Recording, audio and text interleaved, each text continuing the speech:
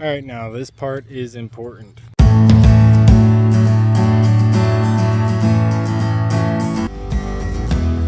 This is going to hold in the moisture. Welcome back to Wade Acres. Today we're going to be sowing some cold season crops. I probably could have got them in earlier, but I would have had to cover them during some of the cold nights we've had. So I'm going to get them in now and see how they do. We usually have a pretty long spring here in Zone 6A. We might have a couple days that get up into the 80s, but we don't really have any long stretches usually until June comes around. So I should have enough time to grow these crops. These are going to be some root vegetables. I have the tall top early wonder beet, cherry bell radish, bunching onions, tango leaf lettuce, super red romaine lettuce, gourmet lettuce blend. I have some Bloomsdale long-standing spinach, some dinosaur kale, rainbow Swiss chard. Today we're going to be starting these ones in the raised bed out here in the vegetable garden. This bed is about 5 foot by 7 foot, and I have a trellis on the south side. I just topped this with a fresh layer of mushroom compost from my other raised bed over there. I had to empty it because I'm moving it out further into the yard, expanding the garden a little bit this year. So I got a nice fresh top layer of mushroom compost on this bed, ready to sow my early season crops here. I'm going to be doing a high intensity sow. So what I'm going to do is rows. Last year I did square foot gardening in this bed, but this year I decided to go with some high intensity spacing with a lot of the greens that will be cut and come again, like the chard, kale, spinach, and the other lettuces that I plan on growing here as well. The bunching onions, the radish, and the beets also can be planted in high intensity, where you just put them all very close together without any spacing at all, and then they'll grow together, and you can harvest the larger ones and then continue to let the other ones grow by twisting out the larger beet, radish, or onion and leaving the rest in to continue to get larger. So I have these laid out here, and I'm just going to do really tight rows all along here. It's fairly smooth in the bed, but I'm just going to take this dowel rod I had sitting by my door and just press that into the soil. Not too hard, might even go a little bit harder. Just work that into the soil a little bit all the way across, and that'll give me a nice straight line to plant in that's already about 1/4 inch deep. I'm going to do that next to each packet of soil, and that'll give me a nice planting line. I'm doing the rows probably about 6 inches apart, and I think that's going to be plenty for these because I'm going to be harvesting them so often, and they're going to be staying pretty small. Since they'll be staying small, they won't have to compete for very much space here.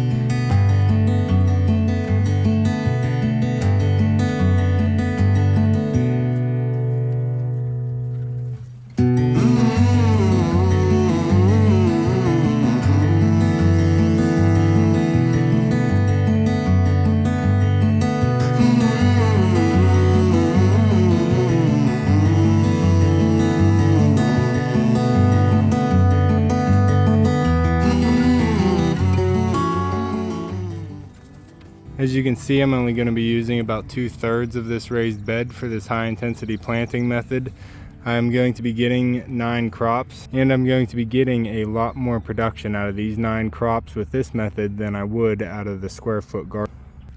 Something to note, I have some tango leaf lettuce method growing up right here, some red tango, and another green tango growing up that overwintered or reseeded. So that's pretty cool. I'm just going to leave them in there, and I'll harvest them along with everything else. I'll just plant right around them and let these keep going, and I'll be able to get some early harvest out of these volunteer crops.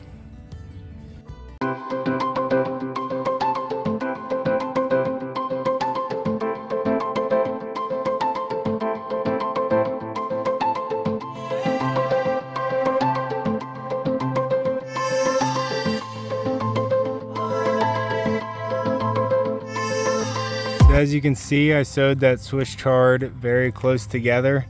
There are even some touching, and that's just fine. I'm going to backfill that whenever I get this all done, and they'll be about 1/4 inch deep, but they'll grow really tight together.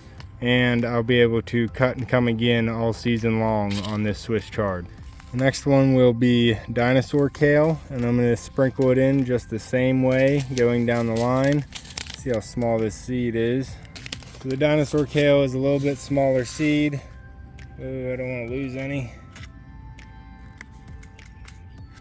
But I'll put it in my hand just like this and sprinkle them generously all the way through the line here.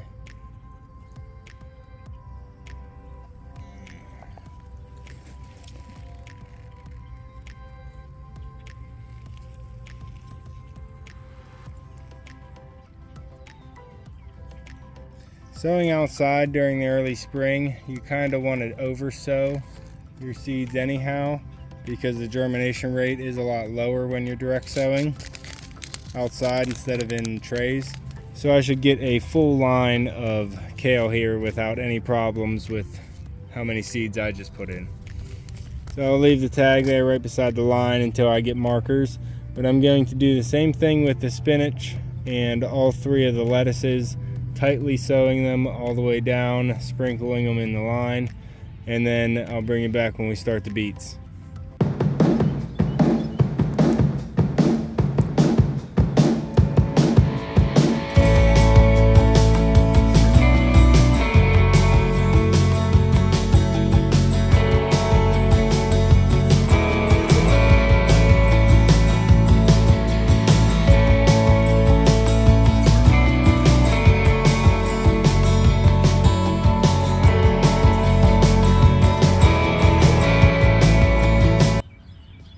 Okay, it turns out that my lettuce gourmet blend is empty, so I can't be sowing that row.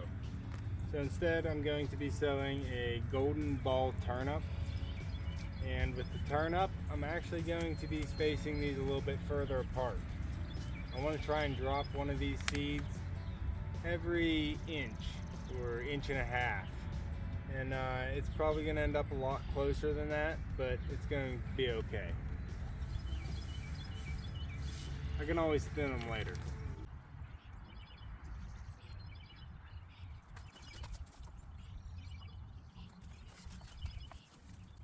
Now I'm going to sow the beet, and that's just going to be in a tight row. I don't know what to tell you.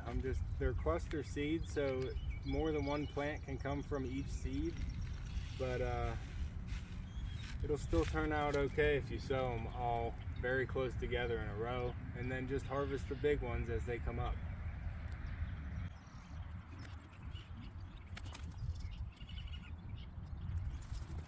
Now the radish especially, just go ahead and sow those nice and tight all the way down.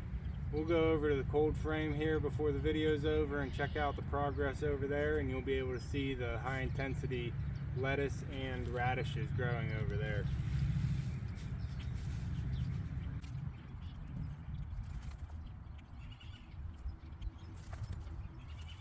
And now I have bunching onions, which by the name you can pretty much guarantee you can bunch these together and they'll be just fine. So I'm going to sow the whole packet all the way across this line. It's not a full packet, I have already started some, so probably half a pack. And I probably could even sow more, but I'm just going to do these for now. As with the beets, radishes, and the what am I sowing? Onions. Go ahead and succession sow them, and you'll be able to get multiple harvests going on. As with the radishes and the beets, you want to go sow these again next week, and the week after that, and the week after that, and you'll be able to get fresh radishes and beets all through the season, as well as onions.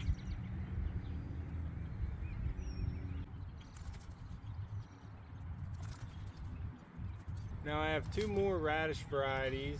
One is the royal purple radish, and the other is a French dressing radish.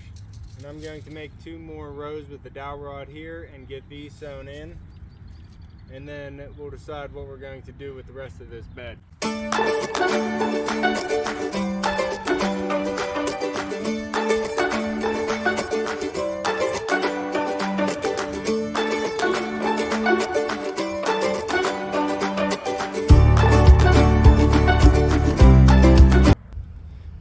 Echo Pup's up at the barn trying to get to his chickies and check on them. But we're doing some gardening, Pup. We're not checking on the chickies right now. Okay, so with the last 2.5 feet of this bed, I'm going to be sowing a ton of carrots. Just all varieties of carrots. And then I'll probably sow a few parsnip because no, I'm not going to sow. I made a note on the parsnip. Late June sow for the parsnip. So I must have known what I was talking about at that point, so I'll just save these and sow those in late June, because I believe they don't actually grow the first year. You have to sow them and then harvest the year after. I think I'm going to run with the same scheme with the dowel rod and just make some rows pressed with that. I have the Danvers 126 of Atomic Red from MI Gardener, Baker Creek's St. Valerie carrot, I have Berlin Seeds Littlefinger, Burpee's Nantes Half Long, and Ferry Morse's Long Imperator. So we're going to be sowing something from everybody here and try these different carrots out this year.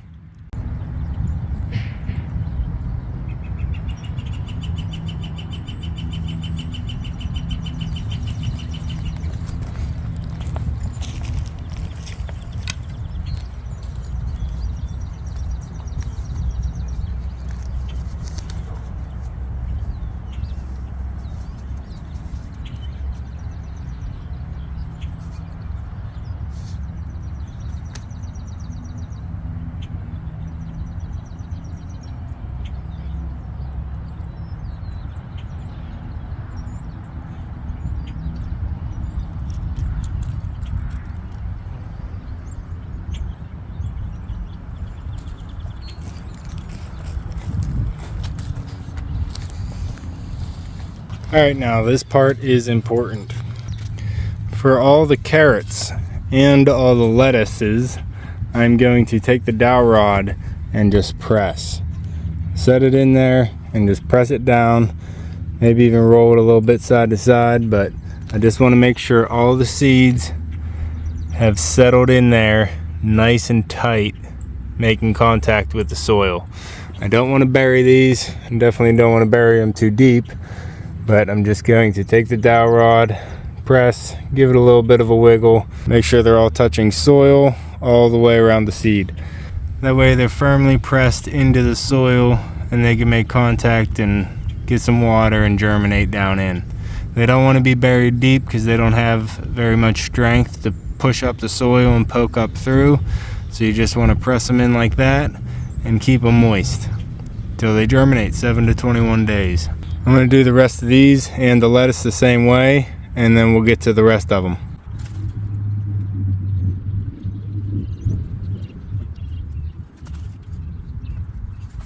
Okay, with the rest of these seeds, you do want to cover them to about 1/4 inch of depth.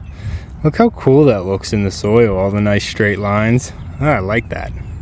That might be the thumbnail. Let me try and get a decent thumbnail here. Blythe puppy. Good job, buddy. Okay, now with the rest of these, I'm actually going to just do it with my hand, and I'm going to pinch in the sides of the soil here. Since I already have the divot, they're already kind of sunk in. I'm going to pick out any large sticks. I don't want those right next to the seeds as they germinate. I'm just going to pinch it all, just like that, all the way down. Make sure they get covered if they're not too deep.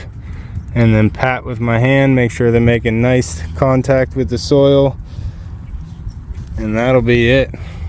I'm going to come back after I get all that done with the rest of these rows and get my sprinkler water jug for watering plants and just lightly go over this whole area to make sure they're seeded in strongly, and they'll be able to start germinating right at that point.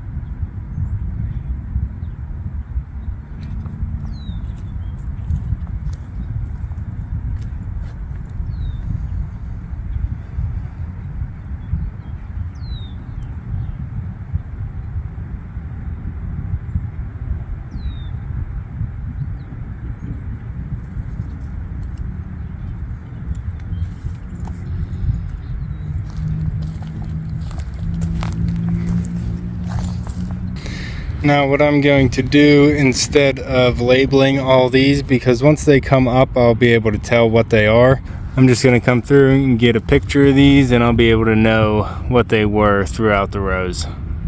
And that's mainly just to re-sow it. If something doesn't germinate, I'll be able to tell what they are once they come up. I'm going to pick these all up and get to the next batch of seeds that I want to get started before the day is over.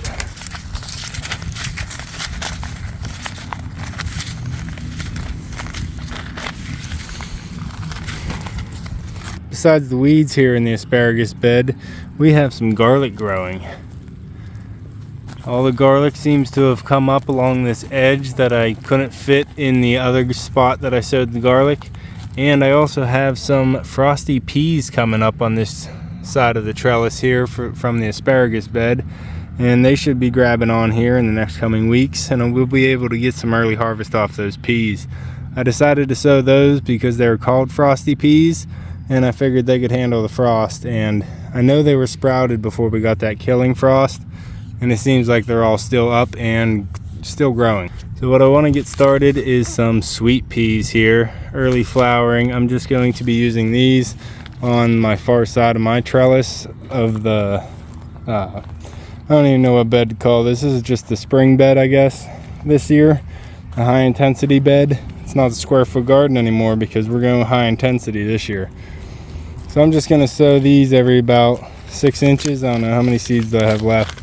I've been sowing these across the property, just trying to get some early flowers going on. And yeah, I'm just going to sow the rest of these across the front of this. They'll grow up, and hopefully I'll be able to get some pretty smells and pretty colors off of these sweet peas.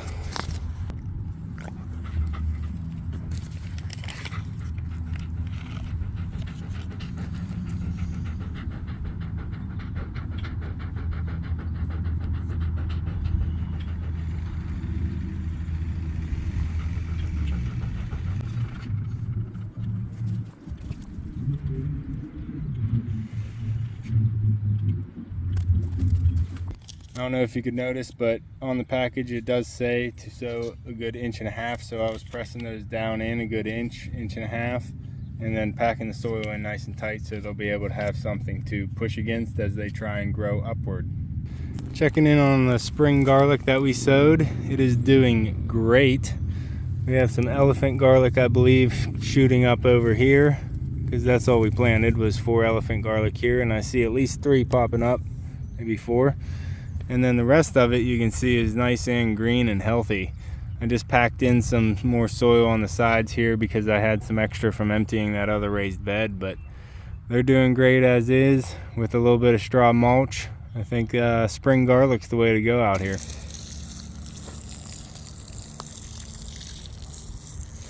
Thanks for watching. If you enjoyed the video, go hit that like button down below before you leave. If you want to see more videos on getting the gardens ready for the new year, then go subscribe down below. Another thing I'm doing is laying some cardboard over top of where I sowed my carrots. This is going to hold in the moisture a lot longer while they take so long to germinate. And then I'm just going to lay that large piece of wood right on top. So this should help keep the moisture around the carrot seeds as they germinate. And then I'll be checking this every 7 days or so.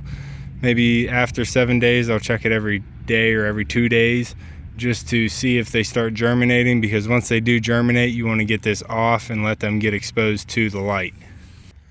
If you enjoyed the video, hit the like button down below. If you want to see some more videos of getting the garden ready for the new growing season, go ahead and subscribe down below. And you can see me and Echo on the next one. Thanks for watching.